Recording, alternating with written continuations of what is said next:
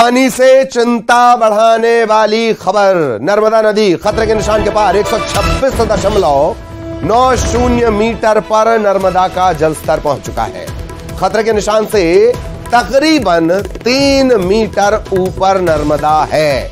राजघाट के पुराने पुल के बराबर पानी पहुंच चुका है। प्रदेश में लगातार बारिश हो रही है। सरदार सरोवर बांध गुजरात में पानी रोके जाने के चलते नर्मदा नदी का जलस्तर बढ़ रहा है। 130 मीटर जलस्तर पहुंचने पर डूब क्षेत्र के गांव पर सीधा असर पड़ना शुरू हो जाता है। सहयोगी पंकज हमारे साथ जुड़े हुए हैं। पंकज, विस्तार से बताएं। और बारिश को लेकर तो अभी भी अलर्ट है। पानी अगर बांध में स्टोर होता रहा तो दिक्कतें बढ़ जाएंगी।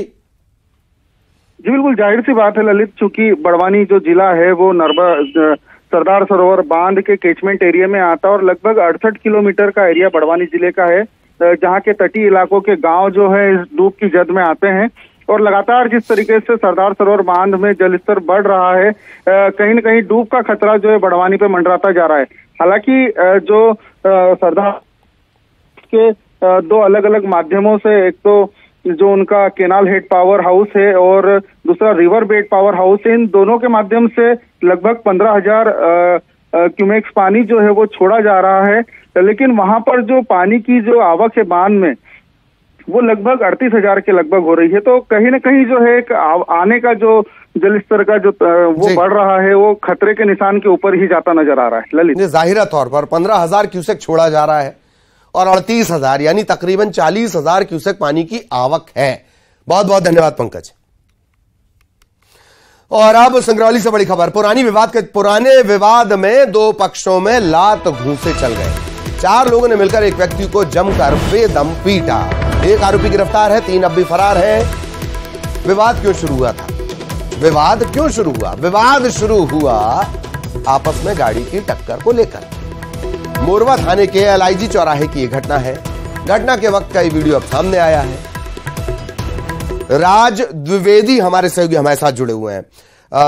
राज, आरोपियों की गिरफ्तारी को लेकर कोई अपडेट, घटनाक्रम भी बताएं। देखिए, गिरफ्तारी के लिए पुलिस प्रयास कर रही है, जिसमें से एक आरोपी को तो गिरफ्तार कर लिया है। जो मुख्य आरोपी है मुन्ना गुप्ता, उसे गिरफ्तार कर लिया है और उसके साथ जो अन्य 3 लोग थे उनकी पुलिस लगातार तलाश कर रही है। घटनाक्रम कुछ इस तरह से था कि अभी 2-3 दिन पहले इनकी आपस में गाड़ी टकरा गई थी। दोनों पक्षों ने थाने में रिपोर्ट भी दर्ज करवाई थी। उसकी में पुलिस जांच कर रही थी और इसी बीच कल देर शाम ये दोनों जो मुन्ना गुप्ता है और कपिल राणा है, ये दोनों लोग एक ठेले पे ये मिल गए और वहीं इनकी कहासुनी शुरू हुई। और ये कहासुनी इतना विवाद इतना बढ़ गया इनका कि ये मारपीट पर उतारू हो गए। क्योंकि मुन्ना गुप्ता अपने 3 साथियों के साथ था और जो दूसरा पक्ष है राणा सिंह, वो अकेला था। तो ये 3-4 लोगों ने मिल करके पहले तो लात घूंसों से उसकी पिटाई की राणा की, फिर उसके बाद में जो उनको लाठी डंडे मिले, लाठी डंडों से उसकी पिटाई कर दी। और अभी ये जो राणा गुप्ता है वो गंभीर रूप से घायल है और इलाज के लिए उसको अस्पताल में भर्ती करवाया है। पुलिस ने आमने-सामने एक आरोपी को तो गिरफ्तार कर लिया है, बाकी 3 आरोपियों की तलाश की जा रही है। चलिए, धन्यवाद इस तमाम जानकारी के लिए। इधर शाजापुर में अवैध निर्माण पर बेजा कब्जे पर बड़ी कार्रवाई की गई है। भूतेश्वर महादेव मंदिर की जमीन पर बनी 3 दुकानें तोड़ दी गई हैं। राजस्व विभाग ने अवैध निर्माण को JCB के जरिए ढाया। एहतियातन राजस्व और पुलिस विभाग का जो अमला था वो मौजूद रहा। आला अधिकारी मौके पर मौजूद रहे। शाजापुर में आज सुबह से ही राजस्व विभाग द्वारा नई सड़क स्थित इस इलाके में अतिक्रमण हटाने की कार्रवाई की जा रही है। राजस्व विभाग लंबे समय से इस जगह पर दुकानों के निर्माण को अवैध मानता आया है और आज इसे हटाने की कार्रवाई की जा रही है। पुलिस बल की मौजूदगी में ये पूरा अतिक्रमण हटाया जा रहा है। इस स्थान पर 3 से 4 दुकानें थी जो अब मलबे के ढेर में तब्दील हो गई है। JCB के जरिए इस पूरे अतिक्रमण को हटाया जा रहा है और इस पूरी कार्रवाई के दौरान एहतियातन सुरक्षा बल तैनात रहा। तो राजस्व विभाग की अतिक्रमण हटाने की कार्रवाई जारी है। सुनील अंचुरिया, न्यूज़ 18 मध्य प्रदेश। बड़ी खबर खंडवा से। रेलवे ओवर ब्रिज से छलांग लगाने वाली लड़की के मामले में बड़ा खुलासा। लड़की के साथ हुआ था गैंगरेप।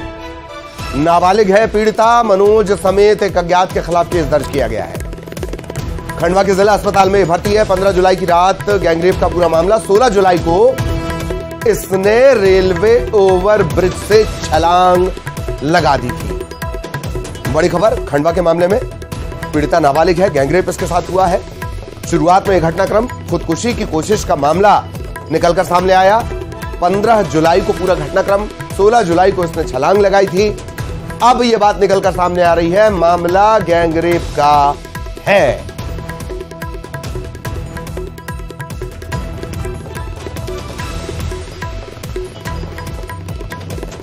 बड़ा अपडेट खंडवा से।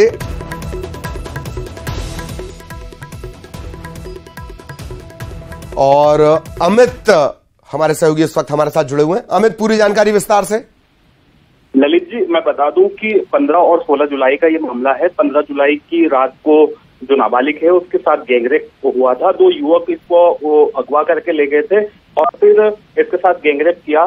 16 जुलाई को इसको खंडवा ले आए थे और कल सुबह जो है युवती ने रेलवे ओवरब्रिज से छलांग लगा दी थी। जिंदगी और मौत के बीच वो जूझ रही है। खंडवा के जिला अस्पताल में भर्ती है। उसे होश आया, उसके बयान लिए गए। उस आधार पर 2 युवकों के खिलाफ केस दर्ज कर लिया गया है। पुलिस इसकी तलाश में जुटी हुई है। एक आरोपी का नाम मनोज है जबकि एक अज्ञात है।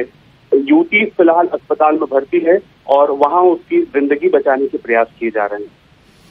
जी चलिए, बहुत बहुत धन्यवाद अमित आपका इस तमाम जानकारी के लिए। खंडवा से हमारे सहयोगी विस्तार से जानकारी दे रहे थे। अगली बड़ी खबर शहडोल से मिल रही है। स्कूल में छात्राओं से टॉयलेट की सफाई करवाई गई। छात्राओं से पानी भरवाकर टॉयलेट की सफाई करवाते हुए वीडियो वायरल हुआ है। वीडियो वायरल होने के बाद परिजनों ने कड़ी आपत्ति दर्ज करवाई है। स्कूल में इस तरह के काम के लिए जो स्टाफ होता है वो है ही नहीं। शासकीय उच्चतर माध्यमिक विद्यालय बलबहरा का ये पूरा मामला है। शहडोल से सहयोगी सौरभ इस वक्त हमारे साथ जुड़े हुए हैं। सौरभ, किस तरह के रिएक्शन अब तक मिल पाए हैं अब जबकि आपत्ति दर्ज करवा दी गई है? जी हाँ, परिजनों ने इसमें जमकर आपत्ति दर्ज कराई है। उनका कहना है कि वो इस मामले की शिकायत पुलिस में भी करेंगे। वहीं जब इस पूरे मामले में जब स्कूल के प्राचार्य से बात की गई, सुरेश चतुर्वेदी से, तो उनका यह कहना था कि स्कूल में कोई सफाई कर्मचारी नहीं है और जो टॉयलेट था वो काफी गंदा था और बच्चों को उसी गंदे टॉयलेट में जाना पड़ता था, जिस कारण से उन्होंने बच्चों को सफाई करने के लिए कह दिया था। साथ में उन्होंने यह भी बताया कि टॉयलेट में पानी की व्यवस्था नहीं है, दूर से पानी लाना पड़ता है। इस प्रकार की तमाम उन्होंने व्यवस्थाओं को गिनाया। लेकिन जब बच्चों से साफ सफाई कराने की बात कही गई तो उन्होंने स्पष्ट कहा कि सफाई कर्मचारी नहीं होने की वजह से यह स्थिति निर्मित हुई है। चलिए, धन्यवाद सौरभ इस तमाम जानकारी के लिए। पश्चिम बंगाल से मिल रही है बड़ी खबर। हावड़ा में भीषण आग लग गई है। आग से 50 से ज्यादा दुकानें खाक हो गई हैं। दमकल मौके पर पहुंच चुकी हैं। दमकलों के जरिए आग पर काबू पाने की कोशिश की जा रही है। तस्वीरों को देखकर आप अंदाजा लगा सकते हैं, काफी दूर से तस्वीरें ली गई हैं और उसमें आग का तांडव आपको नजर आ रहा होगा। पश्चिम बंगाल के हावड़ा का ये पूरा मामला। दुकानों में आग लगी, देखते ही देखते आग ने 50 से ज्यादा दुकानों को अपनी चपेट में ले लिया। फायर फाइटर्स पहुंचे, दमकलें पहुंची। आग पर काबू पाने की कोशिश लगातार की जा रही है। कई दमकलें मौके पर मौजूद हैं। हावड़ा का ये पूरा मामला है। हावड़ा में भीषण आग लगी है। देखते ही देखते ही आग फैलती चली गई।